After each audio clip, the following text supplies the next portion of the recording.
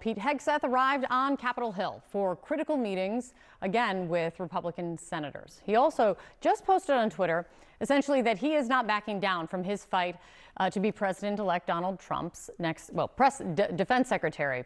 And this is also after there's a lot of movement on this morning. His mother was just on television last hour defending her son and saying he is a, quote, changed man. Hegseth's mom made a direct appeal to Donald Trump in her appearance on Fox News. But we all know, as has been discussed and the reporting suggests, that Hegseth faces trouble right now. A rocky road to confirmation, to say the least. The road so rocky, maybe, that we learned last hour that the president-elect has actually spoken with Florida Governor Ron DeSantis about potentially replacing Hegseth for the job as being a candidate to head up the Pentagon. He is facing several allegations of Hegseth of drunken misbehavior, sexual misconduct, and financial mismanagement of the veterans nonprofit that he once ran. Hegseth's mother speaking out now after making headlines this week when a 2018 email that she wrote to her son was published. The email in part said this: "On behalf of all of the women, and I know it's many, you have abused in some way, I say get some help and take an honest look at yourself." That was then. Here is her message now. Pete is a new person. He's redeemed, forgiven, changed. I think we all are after 7 years. I believe he's the man for the job. I know Pete, and the people who know us know Pete, and Trump knows Pete. And he knows the Pete of today. And he knows the Pete who is a good father, a good husband to Jen. He's got 7 kids. He's a wonderful son. Wonderful son, and a wonderful son to his brothers and all his friends. He's a changed man, and I just hope people will get to know who Pete is today, especially our dear female senators, that you would listen to him, listen with your heart to the truth of Pete. With me now to discuss the path to confirmation or not, Democratic strategist Matt Bennett. Lee Carter is also here, strategic communications expert. It's great to see you guys. Thanks for being here. And Lee, you have known Pete Hegseth for quite some time. Yes. The appearance from his mom, hearing from Penelope there this morning, do you think it fixes the trouble that his confirmation is facing? I don't know if it fixes it, but it certainly helps. I mean, it dimensionalizes what's happening. There is no question what happened in his previous marriage and where he is today, and I'm sure there were rocky roads behind the scenes. Pete Hegseth, that I know, is a man who is a delight to work with. I have never smelled alcohol in his breath. I have traveled with him to debates. I have traveled with him to primary states. I have traveled with him and the Fox and Friends team all over. And I've never seen any of the behavior that we're talking about. There's certainly things that he did in his past. And there's things that we've all done in our past. But I think we need to ask ourselves in this moment, what do we want to be doing when we have real questions about the and valid questions, frankly, about the people that are up for the cabinet? People are concerned about his experience. Let's leave the rest off the table. I mean, it is just, politics is a blood sport at this point, and you can understand why really good people don't want to do it when you look at what's happened here. Let's focus on what really matters. Is he qualified for the job? What happened with his previous marriage, what happened in his private life, all of that is off the table. What is on the table, and I think what we should be talking about is he the right person for this job? I hear you, but it is all on the table. That is the politics, the reality of the politics today, and that is some of what are the real questions that we know. We've heard from Republican senators like Joni Ernst. They have questions that they want answered, and that is part of the process. That is where these questions and this vetting does take place. And to that, Matt, he's back on the Hill meeting with these key senators. And Joni Ernst is really seen as key. She is a veteran. She is a survivor of sexual assault herself. She is well respected in all corners, and which is why, and I'll read for you a quote that from a source in the Trump transition, speaking to Jake Tapper, said this: Joni isn't comfortable with Pete and he doesn't answer her questions about women in the military and about sexual assault, if she doesn't leave the meeting supporting him, there are 5 or 6 Republican senators who will oppose his nomination. Hegseth tweeted he's not backing down, though, Matt. How do you think this goes?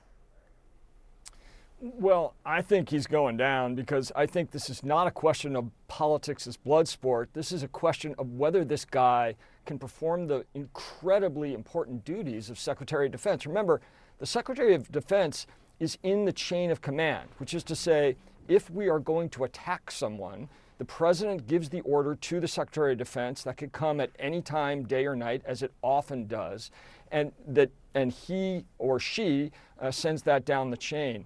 And if that person cannot be trusted to be, within their right mind, this guy is a drunk. It's very clear. It's been reported many places that he was drunk in his capacities at the nonprofits he worked at. You can describe it one way, Matt, but I mean, the way I would have described it was slightly. I guess everyone's definition of a drunk can be different. I don't know if that's something we need to debate here, but continue. Fair enough. Whether you call him an alcoholic or not, he clearly, on the job or socializing with his office mates, drank a lot. There's reporting on CNN that he showed up for work at Fox smelling of alcohol, which means even if he was sober when he arrived at work, he was not sober during the evening. If this guy can't be trusted to perform the duties of Secretary of Defense anytime, day or night, he can't do the job. And he's not qualified. He's never run anything. The Pentagon is an enormous operation. There's 2 million Americans under arms. It's $1 trillion a year. He simply isn't the right person for the job. I will tell you that I think the biggest mistake that people that are opposing Pete Hegseth are making is that they're not focused on the right things. This is an all-hands attack. We're focusing on whether or not he drank. We're focusing on whether or not what he did out extracurricular activities. The point that you're making about, is he qualified for the job? Can he lead? Does he have the experience to lead an organization to the side? That is valid. That's what we should be talking about. The rest of this, it's hearsay. The anonymous sources, every one of his co-hosts, and if you look at everything, has come out and said that this is not true. Talk to the makeup artist who did his makeup every day, who would smell the alcohol on his breath, and they will tell you this is not true. And so I think we're talking about the wrong thing. Yes, you have an absolute valid concern about whether or not he is the right person for this job. But by talking about whether or not he's a drunk and calling him that kind of thing, you're taking your eyes off the prize, and I think you're making the whole thing ineffective. And I honestly think that the Democrats are doing more damage by doing this kind of thing than focusing on the real question, which everybody rightfully has. Is he the right person for the job? Is he qualified? Not based on the hearsay kind of attacks, but on the real things. Has he managed enough people to be able to do this job? Is he the right person for this job? Those are good questions. The rest of it, I find it offensive and wrong.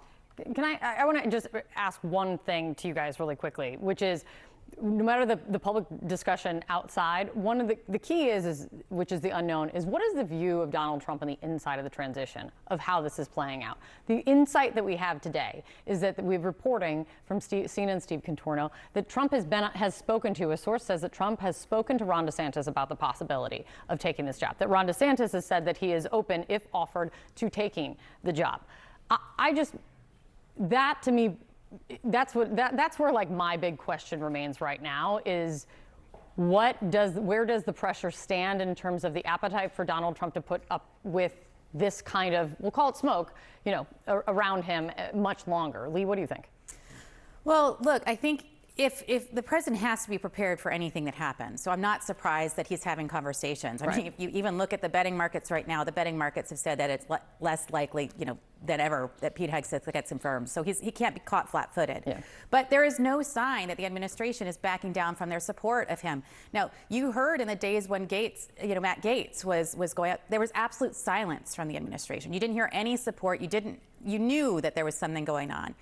As yet, last night, Donald Trump Jr. was writing about his support of Pete Hegseth. J.D. Vance just wrote a tweet in support of him, too. And so I don't see that they are backing down, but I think, they've got to be prepared, and if the votes aren't there, the votes aren't there, and they've got to have a qualified candidate, and it looks like they're ready to move quickly. But I don't see any sign that Donald Trump's support of Pete Hegseth is breaking. One thing I can say I'll say certainty, and then I'll have, pie in my face, is by the end of today, there should be some clearer view on where the path is headed. Only because there's a lot happening in this and something's got to give, it seems. Matt, it's good to see you as always. Thanks for coming in. Lee, thank you.